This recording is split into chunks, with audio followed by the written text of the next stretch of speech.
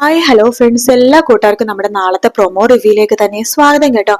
അങ്ങനെ കല്യാണി ഓരോരോ ആഭരണങ്ങൾ എടുത്ത് പ്രകാശിന് ഇങ്ങനെ കാണിച്ചു കൊടുക്കുകയാണ്. ഇത് കഴിഞ്ഞ പിറന്നാളിന് മേടിച്ചെടുത്ത ആഭരണമാണ് എന്നൊക്കെ പറഞ്ഞിങ്ങനെ കാണിച്ചു കൊടുക്കുന്നുണ്ട്. ശേഷം കല്യാണി ഇത് പിടിച്ച് പൊട്ടിക്കരയാണ്. ഇതൊക്കെ അമ്മ ഇട്ട സമയത്ത് അമ്മയുടെ ആ വീർപ്പിന്റെ മണം ഇപ്പോഴും ഈ ആഭരണങ്ങളിലൊക്കെ ഉണ്ടച്ചാ. ഈ ആഭരണങ്ങൾ എന്തായാലും നയനയുടെ ജ്വല്ലറി കൊണ്ട് കൊടുക്കണം ആദർശേട്ടന്റെ. ശേഷം മരിച്ചാളുടെ സ്വർണം ഉപയോഗിക്കാൻ പാടില്ലല്ലോ, അതുകൊണ്ട് ഈ ആഭരണങ്ങൾ കൊടുത്തിട്ട് വേറെ ആഭരണങ്ങൾ വാങ്ങിക്കണമെന്ന് പറയാം. പ്രകാശം വേണം, നല്ല കാര്യം മോളെന്തായാലും നയനയുടെ കൂടെ പോയിട്ട് വാ. നയനക്കാണെങ്കിൽ പുതിയ ആഭരണങ്ങളെ കുറിച്ചുള്ള കളക്ഷനെ കുറിച്ചും ഡിസൈനെ കുറിച്ചൊക്കെ നന്നായിട്ട് അറിയാലോ. മോള് പോയിട്ട് വാ. പിന്നെ മോളോട് എനിക്കൊരു കാര്യം പറയാനുണ്ട്. ഗംഗപ്രസാദ് മരിച്ചു എന്ന് കിരൺ മോൻ പറയുന്നുണ്ട്. പക്ഷെ നമുക്ക് എല്ലാവർക്കും ഒരു സംശയം ഉള്ളിലുണ്ട്. അതുകൊണ്ട് തന്നെ പുറത്തൊക്കെ പോകുമ്പോ സൂക്ഷിക്കണേ മോളെ എന്ന് പറയണം. അച്ഛാ, പേടിക്കാനൊന്നുമില്ല അച്ഛാ, ഞാൻ നോക്കിക്കോളാം, വലിയ കുഴപ്പമൊന്നും ഉണ്ടാവില്ലായിരിക്കും. എന്നാലും ഗംഗപ്രസാദ് ജഡം കാണാത്തടത്തോളം കാലം നമ്മൾ എല്ലാവരും പേടിക്കേണ്ടതാണ്. അച്ഛനും കൂടി വരണോ മോളുടെ കൂടെ? വേണ്ടച്ച, നയന വരുമല്ലോ, ഞാൻ നയനയുടെ കൂടെ പോയിക്കോളാം. ഇവിടെ മക്കളുണ്ടല്ലോ അച്ഛ, പിന്നെ കാദംബരി ചേച്ചി വരൂ, അതുകൊണ്ട് അച്ഛൻ ഇവിടെ നിന്നോ എന്ന് പറയാണ്. എങ്കിൽ ശരി, നയന വരുമ്പോ മോളെന്നാ പോയിട്ട് വാ എന്ന് പറയാണ്. ശരി എന്ന് കല്യാണിയും പറയുന്നുണ്ട്. ശേഷം കാണിക്കുന്നത് കിരണിനെയാണ്. കിരണ് ബൈജുവിനോടും അതുപോലെ തന്നെ രതീഷിനോട് പറയുന്നത് നമുക്ക് ഇപ്പൊ തന്നെ പുറപ്പെട്ടാലോ എന്ന് പറയാണ്. നമ്മളിപ്പോ പുറപ്പെട്ട എപ്പോ എത്തും കിരൺ സാറേ എന്ന് രതീഷ് ചോദിക്കുമ്പോ നമ്മളൊരു ഉച്ചക്ക് മുമ്പ് എത്തുമായിരിക്കും. ഉച്ചക്ക് ഫുള്ളും അവിടെ തെരച്ചിൽ നടത്തിയിട്ട് വൈകിട്ട് തിരിച്ചു വരാം. പിന്നെ ആ കാട്ടില് വലിയ വലിയ വന്യമൃഗങ്ങളൊന്നും ഇല്ല. ഈ കുറുനരിയും കുറുക്കനൊക്കെ ഒത്തിരി ഉണ്ടെന്നാണ് ഞാൻ ഫോറസ്റ്റിൽ ആ പുള്ളിനെ വിളിച്ചു നോക്കിയപ്പോ, അച്ഛന്റെ പരിചയത്തിലൊരു പുള്ളി ഉണ്ടല്ലോ, ആ പുള്ളിനെ വിളിച്ചു നോക്കിയപ്പോ ആ പുള്ളി പറഞ്ഞ അവിടെ വലിയ വലിയ മൃഗങ്ങളൊന്നും ഇല്ല. പക്ഷെ അവിടെ പോയ ചില മനുഷ്യർ ഇതുപോലെ മൃഗങ്ങൾ കടിച്ച് തിന്നിട്ടുണ്ടെന്ന് പറഞ്ഞിട്ടുണ്ട്.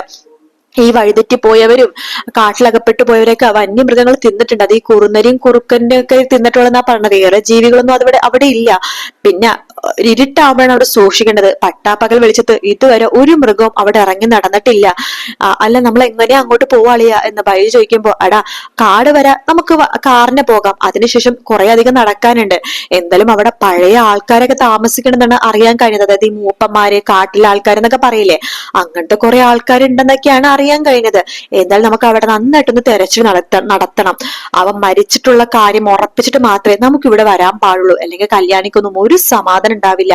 അല്ല, അവനിനി മൃഗങ്ങൾ ഭക്ഷിച്ചിട്ടുണ്ടെങ്കിലും എന്തെങ്കിലുമൊക്കെ ഒരു കഷ്ണോ വടിയോ കോലോ എന്തെങ്കിലുമൊക്കെ കിട്ടുമല്ലോ, എല്ലോ തലയോട്ടോ എന്തെങ്കിലുമൊക്കെ കിട്ടുമല്ലോ. അല്ല, ഏറ്റവും വലിയ കാട്ടിൽ എങ്ങനെ കിട്ടാനാ? കാടല്ലേ അത്, നമുക്ക് നോക്കാടാം എന്ന് പറയാണ്. ശരി, എങ്കിൽ നമുക്ക് ഇപ്പൊ തന്നെ പുറപ്പെട്ടാലോ? ശരി, പുറപ്പെടാം എന്ന് പറയാണ്. അങ്ങനെ കിരണും അതുപോലെ തന്നെ ബൈജും രതീഷും കൂടിയിട്ട് അപ്പൊ തന്നെ കാട്ടിലേക്ക് പുറപ്പെടുവാട്ടോ. അവര് കാറിനാണ് പുറപ്പെടുന്നത്. അതായത് അന്ന് ഗംഗപ്രസാദ് ഓട്ടോറിക്ഷ നിർത്തിയിട്ട് കാട്ടിലേക്ക് ഇറങ്ങിയ സ്ഥലം ഉണ്ടല്ലോ, ആ സ്ഥലത്ത് തന്നെ കാറ് നിർത്തിയതിനു ശേഷം കിരണും ബൈജും രതീഷും കൂടി കാടിന്റെ അടുത്തേക്ക് പോവാണ്. അപ്പൊ കിരൺ പറയണ്ട്, എനിക്ക് ഏകദേശം വഴിയൊക്കെ ആള് പോലീസുകാർ പറഞ്ഞു തന്നിട്ടുണ്ട്, എങ്ങോട്ടേക്കാ പോണത്, എങ്ങോട്ടേക്കാ തിരിയേണ്ടെന്നുള്ള കാര്യം എനിക്ക് പറഞ്ഞു തന്നിട്ടുണ്ട്. അതുകൊണ്ട് നമുക്ക് വലിയ കുഴപ്പമൊന്നും ഉണ്ടാവില്ല, കണ്ടുപിടിക്കാൻ എളുപ്പമായിരിക്കും. പിന്നെ അന്ന് അവനെ തള്ളിയിട്ട് ആ സ്ഥലം ചുറ്റിപ്പറ്റി നമുക്ക് അന്വേഷിക്കാം എന്ന് പറയാണ്. ശരി എന്ന് പറഞ്ഞിട്ട് അവരങ്ങനെ കാട്ടിന്റെ ഉള്ളിലേക്ക് കയറുവാട്ടോ. അതേസമയം നമ്മുടെ ഗംഗപ്രസാദ് ആണെന്നുണ്ടെങ്കിൽ പതുക്കെ എഴുന്നേറ്റ് നടന്നാലോ എന്ന് ചീരി പറയുന്നുണ്ട്. ഗംഗപ്രസാദ് തലയാട്ടുന്നുണ്ട് കേട്ടോ. അപ്പൊ ചീരി പറയുന്നുണ്ട്, സത്യം പറയാലോ, സാധാരണ ഒരാളാണെങ്കിൽ ഈ കിടപ്പ് ഇതേപടി 2 മാസമെങ്കിലും കിടക്കും. നിങ്ങൾക്ക് നല്ല ആരോഗ്യമുള്ളതുകൊണ്ടാണ് നിങ്ങളെ പെട്ടെന്ന് ഓക്കെ ആയത്, പെട്ടെന്ന് പഴയ പോലെ ആയത്. നിങ്ങൾ ഈ കായികത്തിനൊക്കെ പോവാറുണ്ടോ? ഓടാനും ചാടാനൊക്കെ എല്ലാം നിങ്ങളുടെ ബോഡി കണ്ടാൽ അതുപോലെ തോന്നുന്നുണ്ടെന്ന് പറയുമ്പോ ഗംഗപ്രസാദിനെ പറയുന്നുണ്ട്, ജിമ്മിന് പോവാറുണ്ട്, പിന്നെ ഗുസ്തിക്ക് പോവാറുണ്ടെന്നൊക്കെ പറയാണ്. വെറുതെ അല്ല, നിങ്ങളുടെ ശരീരത്തെ തൊട്ടാൽ തന്നെ അറിയാൻ പറ്റും, നല്ല കല്ല് പോലെ ആയിരിക്കണത്. സത്യം പറഞ്ഞാലേ വേറെ ആരെങ്കിലൊക്കെ ആണെങ്കിലേ പെട്ടെന്നൊന്നും ഇതുപോലെ എഴുന്നേറ്റ് നടക്കില്ല കേട്ടോ. നിങ്ങളായതുകൊണ്ട് 2 ദിവസം കൊണ്ട് ഇതെങ്ങനെയായത്, അത്ഭുതം തോന്നുക എന്നൊക്കെ പറയാണ്. അത് കേട്ടുകൊണ്ട് മൂപ്പൻ അങ്ങോട്ടേക്ക് വരുന്നുണ്ട്. എന്ത് പറയുന്നു നമ്മുടെ വിനായകൻ മോളെ? ഈ ചേട്ടൻ ഇത്രയും പെട്ടെന്ന് റിക്കവർ ആയില്ല വെച്ചാ, അതിന്റെ സന്തോഷം ചേട്ടന്. അതെ, ഞാനും വിചാരിച്ചിട്ടുണ്ട് നിങ്ങൾ ഇത്ര പെട്ടെന്ന് ഓക്കെ ആവുമെന്ന്. ദേ പഴയ പോലെ തന്നെ ആയിട്ടുണ്ട്, പഴയതിലേക്കാളും സൂപ്പർ ആയിട്ടുണ്ട്. ഇനി 2 ദിവസം കൂടി പച്ചമരുന്നൊക്കെ ഇടേണ്ട ആവശ്യമുള്ളൂ, പിന്നെ നിങ്ങൾക്ക് സുഖമായിട്ട് നാട്ടിലേക്ക് പോവാം. അപ്പൊ ഇപ്പൊ തന്നെ എഴുന്നേറ്റ് നടന്ന് നോക്കിയാലോ എന്ന് പറയാണ്. അപ്പ ഞാൻ എഴുന്നേപ്പിച്ച് നടത്തിക്കോളാം എന്ന് ആ ചീരി പറയുമ്പോ, ശരി മോളെ, ഈ മുറ്റത്തൊക്കെ കൂടി ഒന്ന് നടത്തി നോക്ക് എന്ന് പറയാണ്. ആ സമയത്ത് ഗംഗപ്രസാദിനെ എഴുന്നേപ്പിക്കാണ് ആ പെണ്ണ്. എന്നിട്ട് മുറ്റത്തൊക്കെ ഇങ്ങനെ നടപ്പിക്കുന്നുണ്ട്. ആദ്യം മുറ്റത്താണ് നടപ്പിക്കുന്നത്, പിന്നെ പതുക്കെ പതുക്കെ കാട്ടിലേക്കും കാടിന്റെ ഉള്ളിലേക്കൊക്കെ പോവാട്ടെ രണ്ടുപേരും കൂടി. അവിടെയൊക്കെ വേലു വരുന്നുണ്ട് മൂപ്പന്റെ അടുത്തേക്ക്. മാമ എവിടെ? മാമ ചീരു എവിടെ? ആ വിനായകൻ എവിടെ? വിനായകൻ നടത്തിപ്പിക്കാൻ വേണ്ടി ചീരു പുറത്തു കൊണ്ടുപോയി. മാമ, ഇത് ശരിയാണെന്ന് മാമന് തോന്നുന്നുണ്ടോ? അവളൊരു പ്രായപൂർത്തിയായിട്ടുള്ള പെണ്ണല്ലേ, അയാളുടെ കൂടെ എന്തിനാ മാമ പറഞ്ഞയച്ചത്? എടാ, അവള് നിന്റെ കൂടെയൊക്കെ വരാറില്ലേ, അയാളൊരു രോഗിയല്ലേടാ എന്നൊക്കെ പറയാട്ടോ മൂപ്പൻ. അതൊട്ടും തന്നെ ഇഷ്ടപ്പെടുന്നില്ല നമ്മുടെ വേലായുധ ദേഷ്യത്തോടു കൂടി തന്നെ അങ്ങനെ നിൽക്കുവാട്ടോ. ആ സമയത്ത് ചേരുവാണെങ്കിൽ ഗംഗാപ്രസാദിനെയും കൂട്ടിക്കൊണ്ടിട്ട് ഇങ്ങനെ കാട്ടിലേക്ക് ഇങ്ങനെ നടന്നുകൊണ്ടിരിക്കുകയാണ്. ഗംഗാപ്രസാദിനോട് പറയുന്നുണ്ട്, എന്തായാലും നിങ്ങൾ നല്ല ഭാഗ്യമുള്ള ആളാണ് കേട്ടോ, അല്ലെങ്കിൽ ഇങ്ങനെ രക്ഷപ്പെടില്ലായിരുന്നു. സാധാരണ അവിടെ നിന്നൊക്കെ വീണ് കഴിഞ്ഞാൽ കുറുക്കനൊക്കെ തിന്നു പോവാറാ പതിവ്. ഇരുട്ടാവുമ്പോ ഞങ്ങൾ പോലും കാടിനുള്ളിലേക്കൊന്നും ഇറങ്ങാറില്ല എന്ന് പറയാണ്. ഇവിടേക്ക് കുറുനരിയും കുറുക്കന്റെ ശല്യമൊക്കെ ഭയങ്കര കൂടുതലാ എന്നൊക്കെ പറഞ്ഞിട്ട് ഇങ്ങനെ നടത്തിക്കൊണ്ടിരിക്കുക കേട്ടോ. ശേഷം ആ പെണ്ണ് പറയണ്ടല്ല, നിങ്ങൾക്ക് ഒരുപാട് ശത്രുക്കൾ ഉണ്ടെന്നല്ലേ പറഞ്ഞത്, നിങ്ങൾ മരിച്ചോ ഇല്ലയോ എന്ന് ഉറപ്പാക്കാൻ വേണ്ടി ഇനി അവരെങ്ങാനും ഇങ്ങോട്ടേക്ക് വരുമോ എന്ന് ചോദിക്കുകയാണ്. അത് കേൾക്കുമ്പോ ഗംഗപ്രസാദിന് ഷോക്ക് ആവാട്ടോ. ഈശ്വര, ഇനി ആ കിരണെങ്ങാനും തിരിച്ചിങ്ങോട്ട് വരൂ, ഞാൻ മരിച്ചിട്ടുണ്ടോ, എന്റെ വല്ല ഭാഗങ്ങളും കിടപ്പുണ്ടോ എന്നൊക്കെ നോക്കാൻ വേണ്ടി എങ്ങാനും വരുമോ എന്നിങ്ങനെ ആലോചിക്കാണ് ഗംഗപ്രസാദ്. അപ്പൊ ആ പെണ്ണ് ചോദിക്കുന്നുണ്ട്, എന്താ വിനായേട്ടാ, എന്ത് സംഭവിച്ചു, എന്താ ആലോചിക്കണം ചോദിക്കുമ്പോ ഒന്നുമില്ല, തിരിച്ചു പോകാമെന്ന് ഗംഗപ്രസാദിന്റെ ആക്ഷൻ കാണിക്കുന്നുണ്ട്. എന്തുപറ്റി, വേദന എടുക്കുന്നുണ്ടോ കാല്? അതല്ല, അവരാരെങ്കിലും വരുമെന്ന് ഇങ്ങനെ കാണിക്കുവാട്ടോ. ഓ അത് ശരിയാ, നമുക്ക് തിരിച്ചു നടക്കാം എന്നിങ്ങനെ പറയുമ്പോ തന്നെ ആ ഭാഗത്തേക്ക് തന്നെയാണ് കിരണും ബൈജും രതീഷും കൂടി വരുന്നത് കേട്ടോ. ഇവര് നിൽക്കുന്ന അതേ സ്ഥലത്ത് തന്നെ അവരും അവിടേക്ക് എത്തുന്നുണ്ട്. അപ്പൊ കിരൺ പറയുന്നുണ്ട്, 3 പേരും 3 സ്ഥലത്തായിട്ട് തെരച്ചിൽ നടത്തണം, എന്നിട്ട് ഇതേ ഈ സ്ഥലത്ത് തന്നെ വന്നെത്തണം, ഒരുപാട് ദൂരം ഒന്നും പോകണ്ട, ഇവിടെ അടുത്ത് തന്നെ എവിടെയെങ്കിലൊക്കെ തപ്പി തടഞ്ഞു നിന്നാൽ മതി, ദൂരത്തൊന്നും പോകണ്ട, പിന്നെ ഫോണിന് റേഞ്ച് ഒക്കെ ഉള്ളതുകൊണ്ട് കുഴപ്പമൊന്നുമില്ല, 3 പേരുടെ കയ്യിൽ ഫോണൊക്കെ ഉണ്ടല്ലോ, നമുക്കിപ്പോ 3 സ്ഥലത്തായിട്ട് തിരയാന്ന് പറയുന്നുണ്ട്. അങ്ങനെ രതീഷും ബൈജും കിരണും കൂടിയിട്ട് 3 ഭാഗത്തേക്ക് ഇങ്ങനെ ഗംഗപ്രസനം തിരിയാട്ടോ.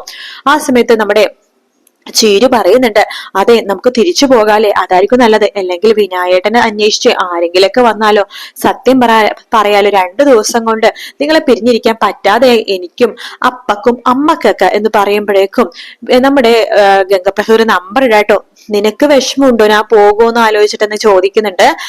എനിക്ക് വിഷമമുണ്ട്, സത്യം പറഞ്ഞാൽ എനിക്കെന്തോ നിങ്ങളെ കണ്ടപ്പോ തന്നെ ഒരുപാട് അങ്ങോട്ട് ഇഷ്ടമായി എന്നൊക്കെ പറയാണ്.